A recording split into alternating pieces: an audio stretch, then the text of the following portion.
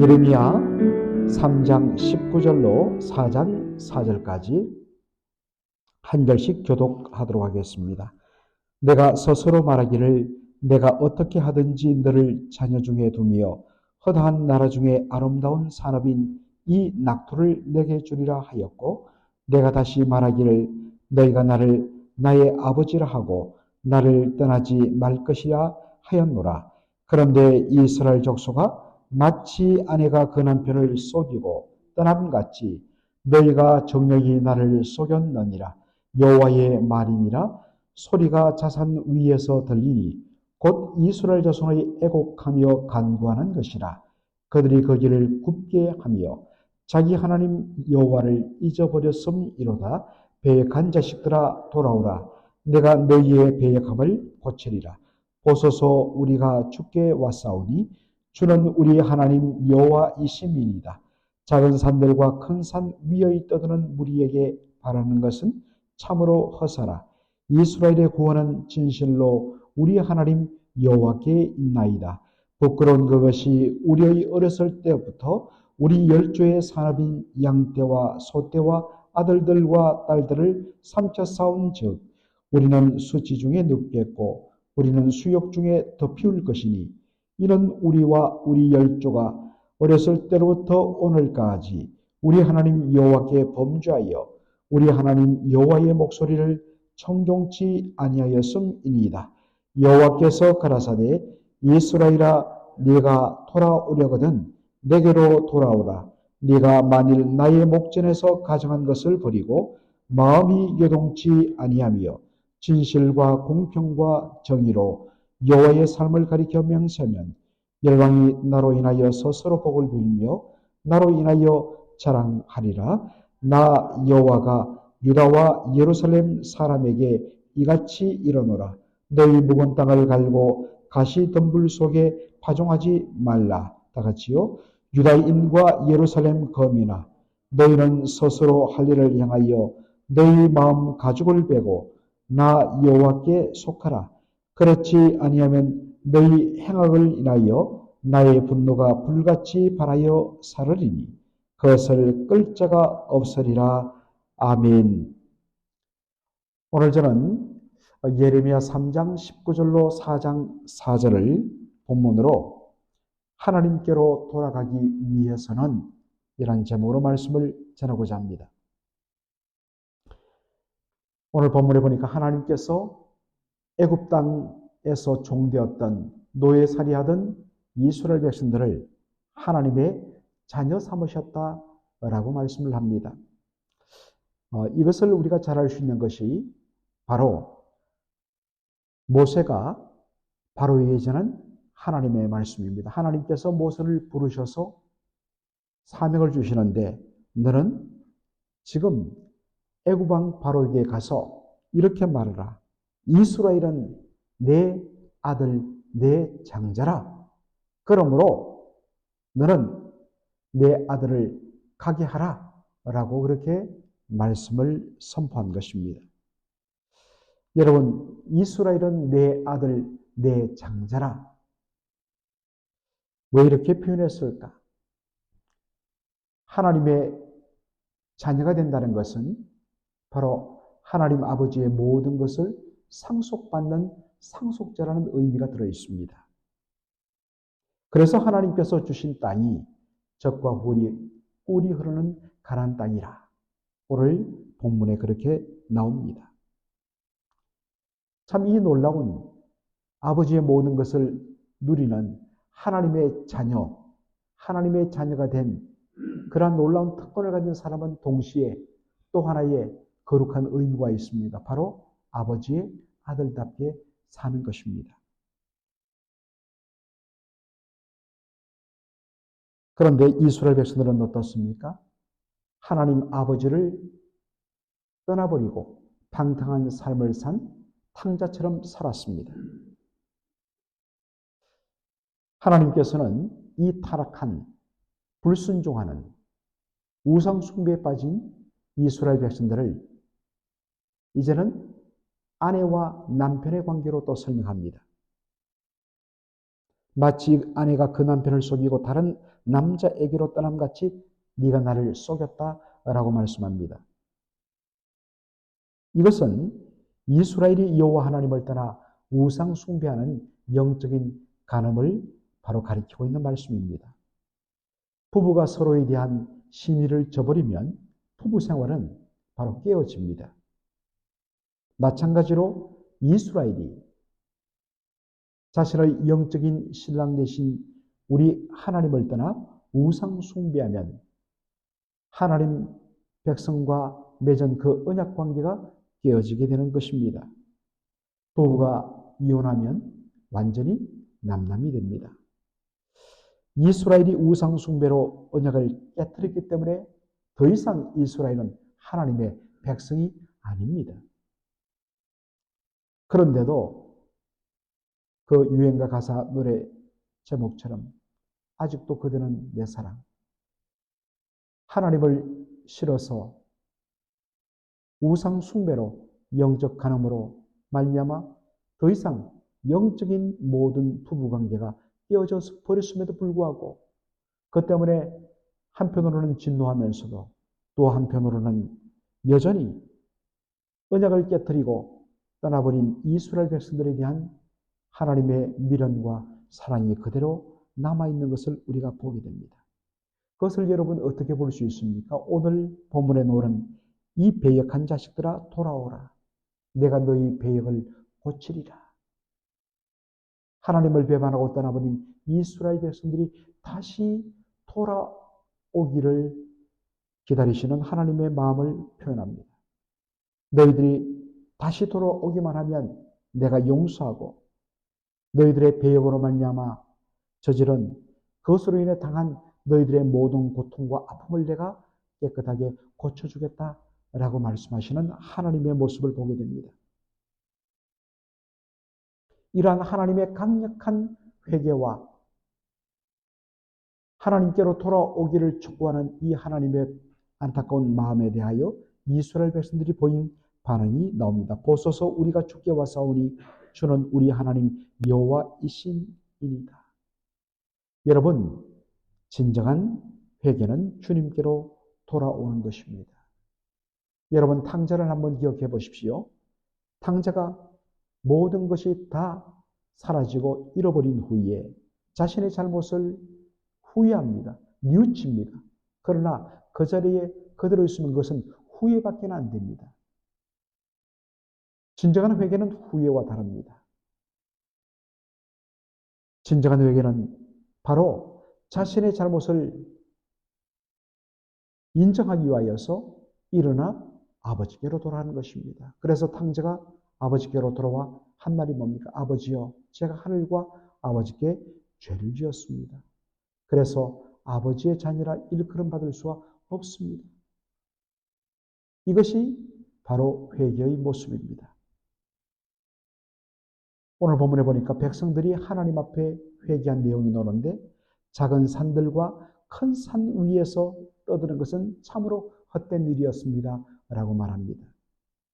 여러분, 작은 산들, 큰 산들, 그 산들의 곳곳에 그들은 산을 바로 파헤치고 거기에다가 우상제단과 그 다음에 우상을 세우고 거기서 각종 제사를 드리면서 그들이 제사 지내는 모습을 여러분 열왕기상 18장에 엘리야와 바알 선지자 그리고 아세라 선지자 850명이 함께 대결한 그 사건을 여러분 기억할 것입니다. 그때 어떡합니까? 하늘로부터 불을 내려달라고 이 바알과 아세라 선지자들이 소리를 지르며 난동하며 심지어 응답이 없자 칼로 몸을 상처내며 피 흘리면서 광분하면서 제발 우리에게 불을 내려달라고 그렇게 부르짖는 모습을 보게 되는 것입니다. 바로 그것입니다.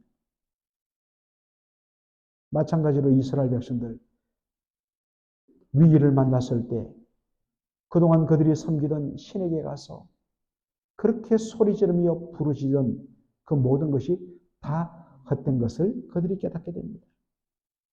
바알과 아세라는 우상은 존재하지 않은 가짜 신에 불과합니다. 그러니 아무리 위기 앞에 자신의 어려움을 호소하며 도움을 요청해도 소용이 없는 것입니다. 바로 그때 비로소 깨닫게 됩니다. 이스라엘의 구원은 오직 여호와 하나님밖에 없다. 비로소 하나님을 인정하게 되는 것입니다. 그러면서 자신들의 청년 때로부터 지금까지 행했던 잘못을 추억합니다. 여기에 청년 때로부터 지금까지란 말은 바로 출애굽 때로부터 이스라엘 백성들이 지금 있는 그 시점까지 얼마나 하나님을 아프게 하며 하나님을 떠나며 조금이라도 뭔가 기회가 있으면 하나님께 불순종하며 우상 숭배했던 자신들의 죄악을 인정하는 모습을 보여주는 것입니다. 그러면서 이렇게 말합니다. 부끄러운 그것이 청년의 때로부터 양떼와 소떼와 우리의 아들과 딸들을 삼켰습니다. 라고 말합니다. 여러분, 여기 부끄러운 그것이란 무엇입니까? 하나님을 버리고 우상 숭배한 것. 그리고 그 우상에게 복을 구하기 위해서 우상을 감동시켜 자신의 그 욕망을 채우기 위하여 수없이 제물을 바치고 나중에는 신을 더 감동시키기 위해서 자신의 자식까지도 잡아서 번제로 인신제사로 드렸던 자신들의 그 추악한 욕망과 죄악들에 대하여 아파하고 회개하는 모습을 보여줍니다. 그런데 여러분, 오늘 본문에서 아니 선지서에서 끊임없이 하나님께서 이스라엘 백성들에게 말씀하는 부분이 무엇입니까? 여러분, 놀랍게도 구약 성경을 보면 회개하라는 말이 나오지 않습니다. 돌아오라, 돌아오라 라는 말만 나옵니다. 이 돌아오라는 말의 히브리어가 슈브란 단어를 쓰는데 이것이 번역되면 회개란 뜻입니다. 그런데 저는 차라리 이 돌아오라는 이 표현이 회개보다 더 좋다고 생각합니다. 왜냐하면 우리 한국 성도들에게 이미 인식된 회개의 의미 때문에 그렇습니다. 사실은 여러분 한자로 보면 회자는 후회할 회자고 그 다음에 개자는 바로 고칠 개자입니다.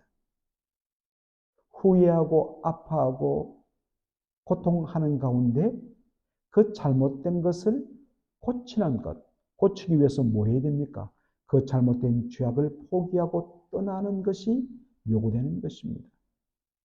고치기 위해서는 의지인 결단이 요구되는 것입니다. 그런데 우리 성도들에게 회개란 이미지는 어떤 죄에 대하여서 아파하고 후회하고 그것 때문에 괴로워하고 그것 때문에 하나님 앞에 눈물로 구하면서 용서를 구하는 이것이 일반적으로 우리가 가지는 회개의 이미지입니다. 그러나 성경이 말하는 회개는 죄에 대한 깨달음과 그 죄에 대하여서 바로 마음으로 아파하고 통곡함과 감정적인 부분이죠. 그리고 하나 더 의지적인 부분으로서 그 악에서 떠나 하나님께로 돌아와 하나님 백성답게 사는 삶의 결단과 열매까지 다 포함해서 회개라고 이야기합니다. 우리는 지금까지 회개했을 때 그냥 우리는 늘 회만 합니다. 회. 사실은 하나 더 남았는데 그게 뭡니까? 고칠 개. 그런 의미에서 하나님께로 돌아오라. 탕자가 그저 그 먼 나라에서 자신이 잘못한 것을 아파하면서 후회하면서 뉘우치고 안타까워하는 것, 그것은 회개가 아닙니다. 진짜 회개는 자리에서 일어나 돌아서서 아버지께로 돌아오는 것, 그게 회개입니다. 이것 때문에 하나님께서 회개를 말할 때 끊임없이 반복적으로 말하는 것이 뭐냐? 돌아오라. 회개. 돌아오라. 하나님께 돌아오려면 어떻게 됩니까? 하나님 보시기에 가장한 것을 버리고 하나님이 기뻐하시는 진실과 정의와 공의로 살아가는 삶의 열매가 있어야 되는 것입니다. 잘못했습니다. 잘못했습니다. 입으로는 이야기하는데 늘 그 자리에서 똑같은 일 반복하면 하나님께 돌아온 것이 아니라는 것입니다. 오늘 본문에서는 참된 회개의 다른 표현을 마음의 가죽을 베고 하나님께 속하는 것이다 라고 말합니다. 여러분, 가죽을 벤다는 것은 할례를 뜻하죠. 난지 8일 만에 남자아이의 그 생식기 끝 표피를 그렇게 칼로 베어서 바로 받는 것이 할례입니다. 그러나 이것은 이 속에 굉장한 의미가 들어 있습니다. 옛사람의 삶과 단절하고 이제 오직 하나님의 백성으로 하나님만을 위하여 하나님 기뻐하시는 삶을 살겠다는 바로 과거와의 단절이요. 새로운 삶, 새로운 신분과 존재, 하나님의 백성으로서의 새로운 신분에 합당한 삶을 살겠다는 결단의 표시가 뭐냐? 할례입니다. 이것이 신약적인 의미로 오면 세례가 되는 것입니다. 우리는 그리스도와 함께 연합하여 옛사람은 십자가에 못 박아 죽고 이제 그리스도 예수 안에서 새로운 생명을 가진 자로서 새로운 존재로 살아가는 것. 이 결단이 뭡니까? 세례입니다. 그런데 이스라엘 백성들은 할례 그 자체가 할례만 받으면 자동적으로 우리는 하나님의 백성이다. 마치 세례받기만 하면 구원받은 것처럼 그렇게 잘못합니다. 아닙니다. 먼저 하나님 백성됨이 우선이고 그 다음에 하나님 백성됨을 결단하는 의미에서 할례가 요구되고 예수 믿고 구원받은 것이 먼저이고 그 구원받은 바로 우리의 그 삶이 무엇임을 고백하는 것이 뭐냐? 세례인 것입니다. 이 우선순위를 여러분 바꾸면 안 됩니다. 그러므로 진정한 할례는 뭐냐? 끊임없이 끊임없이 내 속에 아직도 남아있는 옛사람의 흔적과 잔재와 욕망들을 바로 잘라내고 끊어내고 그것을 날마다 죽이는 것입니다. 더러운 옷을 입고서는 여러분 우리가 새로운 삶을 살 수 없습니다. 더러운 옷을 벗어야 됩니다. 목욕에 했으면 더러운 옷 입으면 안 됩니다. 새 옷 입어야 되죠. 그래서 옛사람을 벗어버리라, 새 사람을 입어라 라는 표현을 쓰게 되는 것입니다. 오늘 여기서 보면 진정한 할례는 그저 살껍질 일부를 베는 것이 아닙니다. 그거는 그냥 그렇게만 그냥 살아가면 그거는 그냥 몸을 훼손하는 일밖에 되지 않습니다.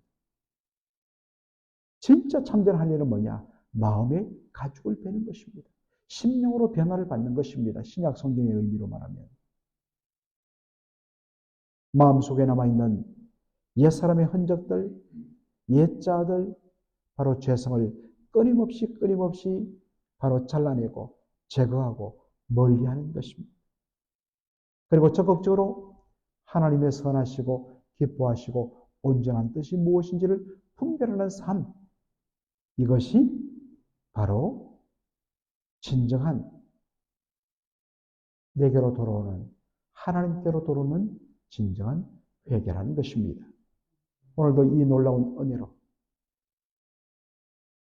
바로 우리의 속에 들어있는 옛사람의 흔적들을 잘라내는 마음의 가죽을 베는 그러한 진정한 할례를 바로 오늘 우리의 삶 속에서 끊임없이 확인하고 경험하고 체험하는 저와 여러분의 삶이 되기를 주의 이름으로 축원합니다. 아멘.